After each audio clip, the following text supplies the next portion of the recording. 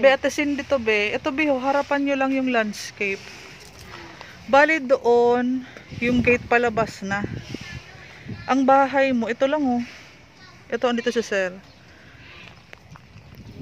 Ito, maganda. Matahimik dito kasi, oh, malayo ang kapitbahay mo. Ito, pag nakuha mo to, diretso na ang pa-renovate mo neto. Papalinisan lang namin.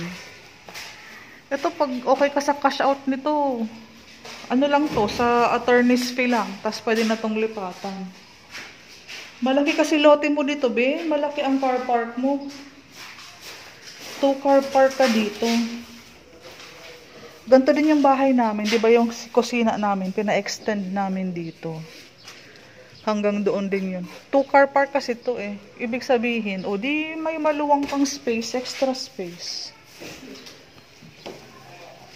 Check mo na lang. Ito ready na to for cash out. Kasi pinakamura kasi to, be, sa presyuhan ngayon. Kasi yung, mura sa Pagsibol Phase 2. Sa Phase 2 ka na lang kasi malapit sa bilihan. Ito, oh, harapan, space pa to. Panoorin mo yung aking vlog mamaya.